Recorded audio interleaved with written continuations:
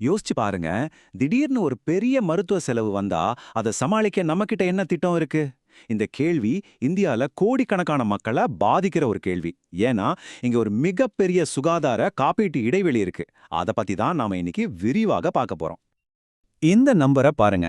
63%. என்னது இது? இதுதாங்க இந்தியால மக்கள் தங்களோட மருத்துவ செலவுகளுக்கு அவங்களோட சொந்த பணத்திலிருந்து, அதாவது அவங்க சேமிப்பிலிருந்து கொடுக்கிற சதவீதம்.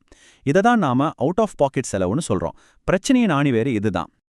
ஒரு நிமிஷம், நீங்களே யோசிச்சு பாருங்க. திடீர்னு ஒரு பெரிய மருத்துவ செலவு வருதுன்னா உங்களை எது பாதுகாக்க போகுது?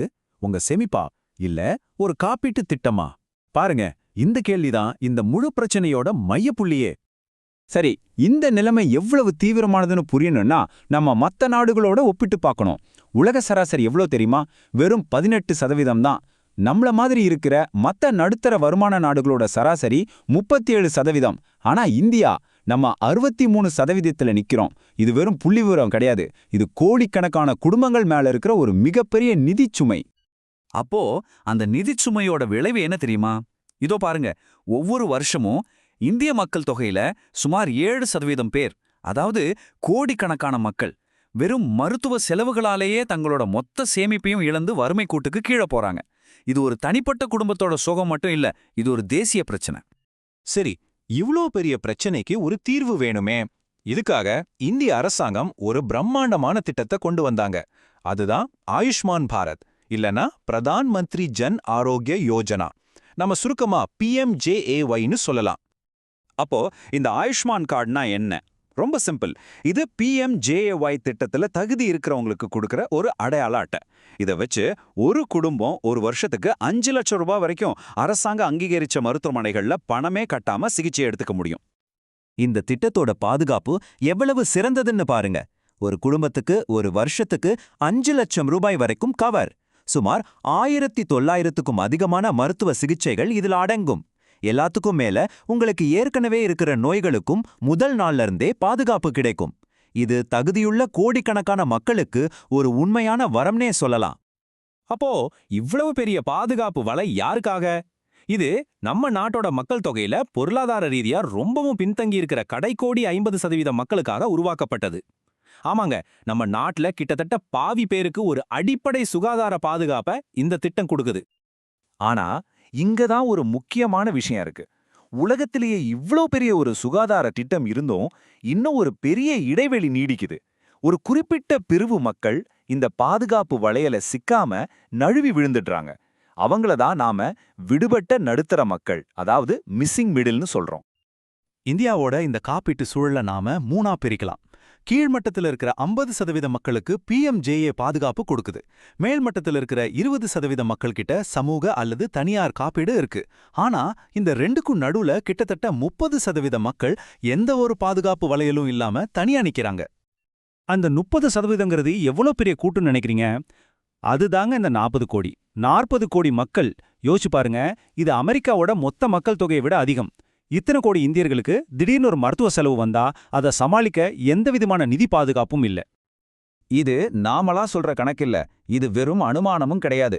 2021ல நிதி ஆயோக் வெளியிட்ட அதிகாரப்பூர்வ அறிக்கையை இதை உறுதிப்படுத்துது.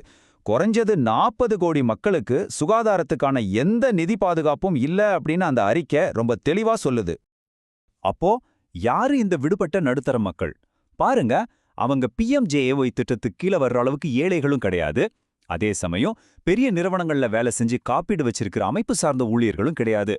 இவங்க பெரும்பாலும் சுயதொழில் செய்றவங்க, விவசாயிகள், கைவினைஞர்கள், அமைப்பு சாரா தொழிலாளர்கள், இப்ப இருக்கிற கிக் எக்கனாமி ஊழியர்கள். இவங்க தான் அந்த 40 கோடி பேர். சரி, இந்த 40 கோடி பேர் இருக்கிற இந்த பெரிய இடைவெளி ஒரு பக்கம் சமூக தேவையா இருந்தாலும் இன்னொரு பக்கம் காப்பீட்டுத் துறைக்கு ஒரு பெரிய வாய்ப்பையும் உருவாக்குது. இதனால இந்த சூழலே இப்போ வேகமா மாறிட்டு வருது. இந்த இடைவெளியை நிரப்ப என்னென்ன நடக்குதுன்னு பார்க்கலாம். குறிப்பா கடந்த சில வருஷங்கள்ல காப்பீட்டுத்துறை அதிவேகமா வளர்ந்திருக்கு. இதுக்கு முக்கிய காரணம் 2020ல வந்த கோவிட் பெருந்தொற்று.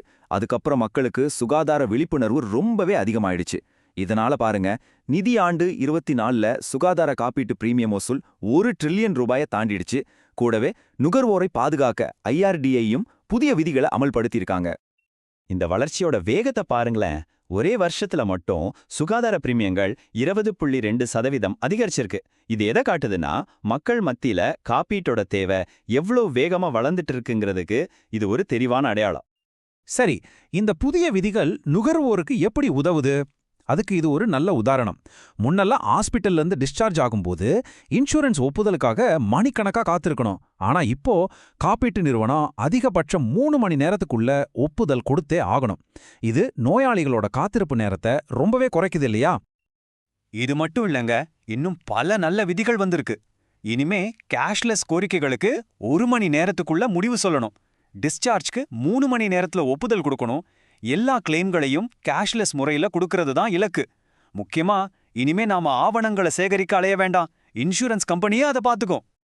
சரி, இந்த எல்லா முயற்சிகளும் ஒரு பெரிய தேசிய இலக்கு நோக்கிய பயணத்தோட ஒரு பகுதி தான். வாங்க அந்த இலக்கு என்னன்னு பார்க்கலாம். இதுதான் அந்த பிரம்மாண்டமான இலக்கு. 2047க்குள் அனைவருக்கும் காப்பீடு. இது நம்ம நாட்டோட காப்பீட்டு ஒழுங்குமுறை மற்றும் மேம்பாட்டு ஆணையம், அதாவது IRDAயோட லட்சியம். இப்போ நடக்கிற எல்லா மாற்றங்களும் இந்த ஒரு இலக்க நோக்கி தான் போயிட்டு இருக்கு. ஆனா இந்த இலக்கு அடையிறது அவ்வளவு சுலபம் கிடையாது. இதுக்கு முன்னாடி சில பெரிய சவால்கள் இருக்கு. முதல் சவால் விழிப்புணர்வு. அந்த விடுபட்ட நடுத்தர மக்கள்ல பலருக்கு காப்பீட்டோட அவசியமே இன்னும் புரியல. ரெண்டாவது, கட்டுப்படியாகும் விலை. தனியார் பாலிசிகளோட பிரீமியம் அவங்களுக்கு ரொம்ப அதிகமா இருக்கு. மூணாவது, விநியோகம். அமைப்பு சாரா துறையில இருக்கிற இந்த கோடிக்கணக்கான மக்களை எப்படி சென்றடைகிறதுங்கிறது ஒரு பெரிய சவால். அதனால இப்ப தீர்வு ரொம்ப தெளிவா இருக்கு. அந்த விடுபட்ட 40 கோடி மக்களையும் உள்ள கொண்டு வரணும்னா நமக்கு என்ன தேவை? குறைந்த செலவுல புதுமையான, எல்லாராலையும் எளிதா வாங்கக்கூடிய காப்பீட்டு திட்டங்கள் தேவை. இதுதான் இப்ப காப்பீட்டு துறைக்கு முன்னாடி இருக்கிற மிகப்பெரிய சவாலும் அதே சமயம் மிகப்பெரிய வாய்ப்பும் கூட. கடைசியா இந்த ஒரு கேள்வியோட இந்த பகுதியை நாம முடிச்சுக்கலாம். இந்தியா தன்னோட காப்பீட்டு வலைய ரொம்ப வேகமா விரிவுபடுத்திட்டு இருக்கு. இந்த சூழல்ல நீங்க பாதுகாப்பா இருக்கீங்களா? உங்களுக்கும் உங்க குடும்பத்துக்கும் தேவையான காப்பீடு இருக்கான்னு ஒரு நிமிஷம் யோசிச்சு பாருங்க.